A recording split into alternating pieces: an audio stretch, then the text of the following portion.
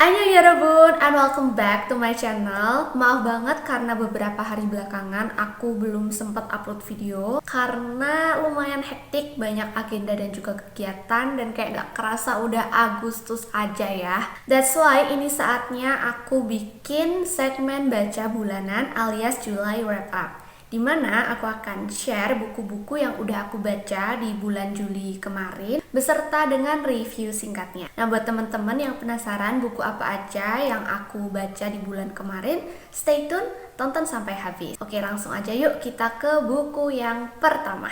Alright, buku pertama yang aku baca adalah karya Keigo Higashino Sensei berjudul Black Showman dan Pembunuhan di Kota Tak Bernama. Novel ini tuh menceritakan tentang seorang guru bernama Kamio Eiichi yang ditemukan tewas di halaman belakang rumahnya. Nah, kasus pembunuhan tersebut itu diselesaikan oleh adik dari korban bernama Takeshi yang kebetulan sempat berprofesi sebagai seorang pesulap.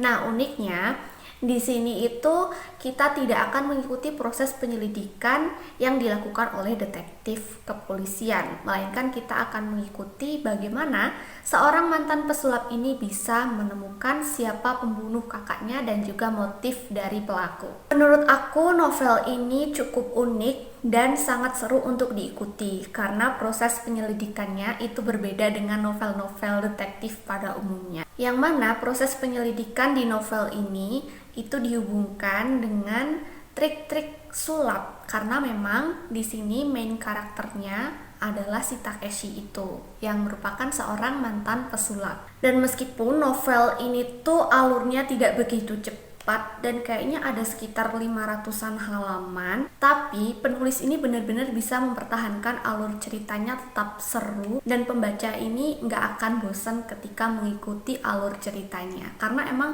seseru itu dan seunik itu, apalagi dengan kepribadian Takeshi yang cukup eksentrik. Oleh karena itu, novel ini aku kasih rate 4,7 dari 5 bintang. Next, buku kedua yang aku baca di bulan lalu adalah Girls in the Dark karya Akiyoshi Rikako. Novel ini merupakan novel kedua dari beliau yang aku baca dan jujurly aku suka banget. Garis besar cerita dari novel ini itu mengangkat kisah tentang klub sastra di salah satu SMA Katolik Jepang yang sedang mengadakan pertemuan atau perkumpulan Yaminabe untuk memperingati kematian dari ketua klub sebelumnya bernama Itsumi. Kemudian ketua klub sastra yang baru yaitu Sayuri menginstruksikan kepada seluruh anggota klub sastra untuk membawa karangannya sendiri yang bertemakan tentang kematian Itsumi, yang nantinya karangan-karangan tersebut akan diminta untuk dibacakan satu persatu ketika pertemuan Yaminabe berlangsung. Tapi siapa sangka justru dari karangan-karangan setiap anggota klub sastra tersebut, pembaca akan mengetahui peristiwa di balik kematian Itsumi. Menurut aku, ini adalah salah satu novel unik yang pernah aku baca karena latar cerita di sini itu sebenarnya sederhana, hanya berlatarkan ketika pertemuan Yaminabe itu berlangsung. Dan nanti dari situ kita akan dibawa lebih lanjut untuk mengetahui kesan dan pesan setiap anggota terhadap ketua klub sebelumnya,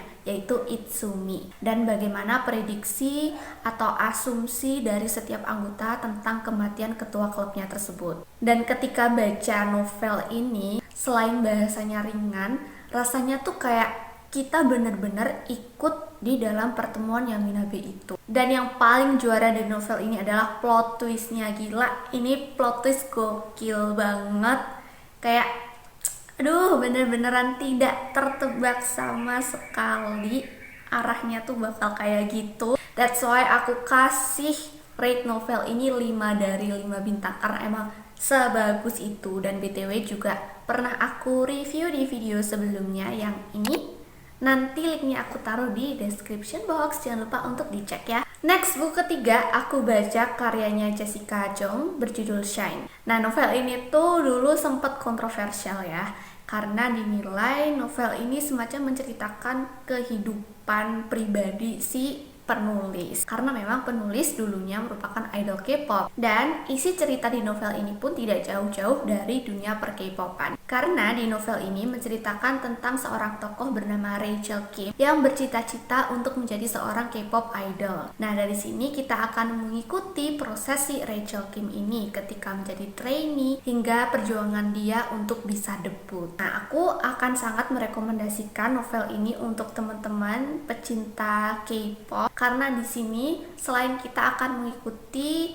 alur cerita di dalamnya, kita juga bisa mendapatkan insight-insight atau wawasan tentang dunia per K-popan yang mungkin belum pernah kita ketahui sebelumnya. Cuma di sini yang aku agak kurang serak adalah alur ceritanya yang menurut aku sangat mainstream, banyak kita dapati di novel-novel remaja pada umumnya. Dan karena itu aku kasih rate novel ini 3,5 dari 5 bintang. Teman-teman juga bisa nonton full reviewnya di video yang ini. Linknya juga nanti aku taruh di description box. Make sure untuk dicek. Next, untuk buku keempat, aku baca serial pertama Cormorant Strike karya Robert Galbraith yang berjudul The Cuckoo's Calling. Di serial pertamanya mengangkat cerita tentang supermodel Inggris terkenal bernama Lula Landry yang ditemukan tewas terjatuh dari lantai 3 flatnya. Kasus tersebut oleh pihak kepolisian dinyatakan sebagai kasus bunuh diri. Akan tetapi 3 bulan setelah kasus tersebut berlalu, kakak dari Lula Landry yang bernama John Bristow merasa ada sebuah kejanggalan dari kasus kematian adiknya. Oleh karena itu, John Bristow ini kemudian menemui seorang detektif partikelir bernama Cormorant Strike. Nah, di novel ini kita akan mengikuti bagaimana si Cormorant Strike dan juga sekretarisnya Robin Ellacott untuk menyelidiki dan menemukan kebenaran di balik kematian Lula Landry. Nah, novel ini memang alurnya tidak secepat itu. Bahkan aku waktu pertengahan baca novel ini agak merasa bosan. Cuma yang aku salut banget di sini adalah gaya tulisan si J.K. Rowling. Itu benar-benar gila, bagus banget. Bagaimana dia mengembangkan narasi itu juara. Karena dari narasinya kita benar-benar bisa mengerti gambaran dari situasi yang sedang terjadi di dalam novel itu. Dan mungkin perlu dijadikan catatan ya, kalau novel ini bukan novel-novel detektif yang bikin kita deg-degan setiap babnya dan bikin adrenalin kita terpacu, enggak. Karena menurut aku novel ini tuh proses penyelidikannya kayak sangat realistis gitu loh. Kayak ya udah, ketika ada sebuah kasus ya proses penyelidikannya tuh kayak gitu, nggak dikasih bumbu-bumbu dramatisasi yang bikin kita dagdikdukser gitu, enggak. Bahkan ketika twistnya diungkap siapa pelaku sebenarnya pun enggak yang bikin pembaca langsung hah kayak gini toh twistnya, enggak. Tapi kayak lebih realistis gitulah. Teman-teman mungkin akan merasakannya sendiri ketika teman-teman udah baca. Dan untuk novel pertama dari serial Cormorant Strike ini aku kasih rate 4 dari 5 bintang. Aku juga udah pernah bikin reviewnya juga di sini, video yang ini teman-teman bisa cek ya. Linknya seperti biasa ada di description box. Oke, lanjut ke buku kelima yang aku baca di bulan sebelumnya, yaitu Katarsis karya Anastasia Emilia. Nah, novel ini tuh booming banget setelah beberapa waktu lalu angkat menjadi sebuah web series yang dibintangi Pevita Pierce. Jujur aku belum nonton web seriesnya, cuma kebetulan aku nemu novel ini di iPusnas, jadi aku baca aja karena viral kan. Nah, untuk novel ini itu menceritakan tentang seorang gadis bernama Tara Johandi yang keluarganya menjadi korban pembantaian. Akan tetapi di antara seluruh anggota keluarganya yang meninggal, Tara Johandi menjadi satu-satunya korban yang selamat. Tetapi ketika dia ditemukan, posisinya itu sangat janggal karena Tara ini dimasukkan ke dalam sebuah peti kayu. Akan tapi dari kasus tersebut terdapat suatu kejanggalan. Sebenarnya siapa sih pelakunya dan juga apa yang disembunyikan oleh Tara Johandi. Novel psychological thriller lokal satu ini sangat menarik untuk diikuti karena di sini setiap babnya itu tidak berisikan narasi yang terlalu panjang. Jadi proses membacanya itu bisa lebih cepat, alias novel ini tuh page turner banget. Dan setiap babnya itu juga menyisakan tanda tanya nih yang bikin pembaca semakin penasaran dan pengen lanjut baca lagi dan lagi. Aku juga suka banget dengan gaya tulisan si penulis ini yang benar-benar bisa menggiring pembaca untuk tetap bertahan dan gak bosen dengan alur cerita di dalamnya. Cuma yang bikin aku agak kurang sreg dengan novel ini adalah pembagian sudut pandangnya. Jadi di novel ini tuh ada dua sudut pandang, yaitu sudut pandangnya Tara dan juga Elo. Akan tetapi setiap pergantian sudut pandang itu tuh gak dikasih keterangan apa-apa. Jadinya cukup membingungkan pembaca. Serta selain dari pergantian sudut pandang yang tidak ada keterangannya, aku juga kurang suka dengan ending dari cerita ini dan juga penyelesaiannya, karena menurut aku kayak belum tuntas dan ada cukup banyak plot hole sih di novel ini. So untuk novel ini aku kasih rate 3,8 dari 5 bintang. Teman-teman bisa nonton juga reviewnya di video yang ini.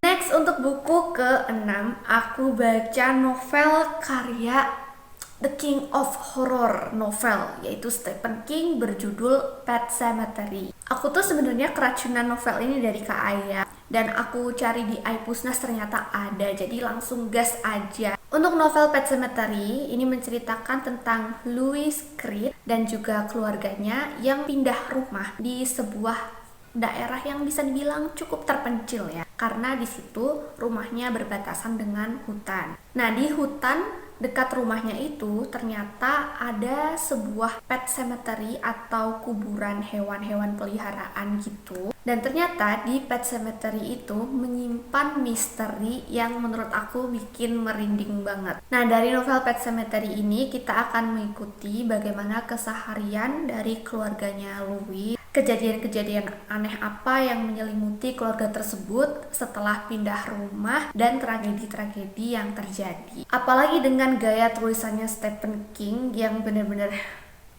gila banget sih, bisa menghantarkan vibes horor ke pembaca dengan sebegitu bagusnya, karena langsung tergambar aja di imajinasi aku dan feel-nya langsung kerasa gitu loh, feel horornya, feel ketika nempatin rumah yang bertempat di daerah cukup terpencil gitu kan, apalagi di dekat rumahnya itu ternyata ada kuburan hewan-hewan peliharaan yang ternyata menyimpan misteri. Sumpah itu menurut aku merinding banget.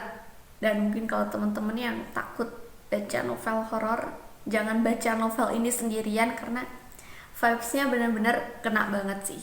Good job untuk Stephen King. Cuma memang di sini kalau teman-teman mengharapkan plot twist yang dar-dar-dor gitu, harapan teman-teman akan hancur.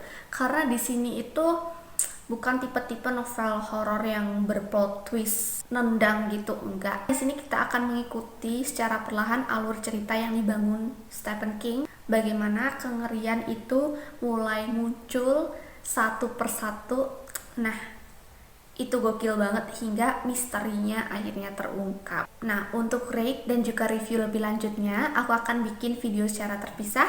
Jadi jangan lupa untuk subscribe supaya nggak ketinggalan video baru dari aku. Oke, dan ini adalah buku terakhir yang aku baca di bulan Juli kemarin, yaitu The Infinite Quest karya Vino Wika. Ini juga merupakan novel Indonesia yang bergenre kriminal ya, kalau aku bisa bilang ya, kriminal thriller gitu. Nah, di The Infinite Quest ini menceritakan tentang seorang polwan yang namanya tuh aku lupa lagi namanya siapa, tapi intinya tuh ada seorang polwan yang dia ini lagi cuti gitu. Nah, di sela-sela cutinya itu dia dimintai tolong oleh tantenya untuk mencari sepupunya bernama Gading yang sudah hilang bertahun-tahun. Nah, ketika si polwan itu menjalankan misi pribadinya, ternyata proses penyelidikannya itu justru membawanya pada seorang pengusaha besar yang bernama Artawan Narpati. Nah, sebenarnya apa yang terjadi di balik hilangnya sepupu si polwan itu dan apa kaitannya dengan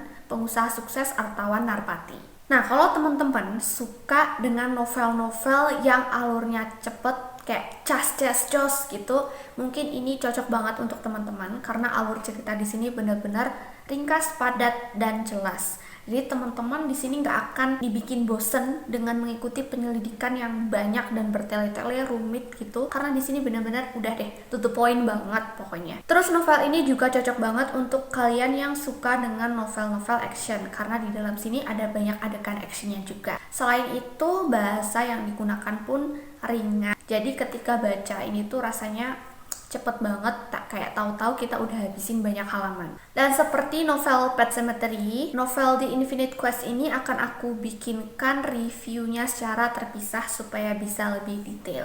Makanya dong guys, subscribe dan nyalakan lonceng notifikasinya ya. Yap, kira-kira itu tadi buku-buku yang udah aku baca di bulan lalu. Total ada 7 buku. Teman-teman bisa share buku apa aja yang sudah dibaca di bulan kemarin di kolom komen bawah. And I think that's all for today's video. Makasih banget untuk teman-teman yang sudah nonton video ini sampai habis.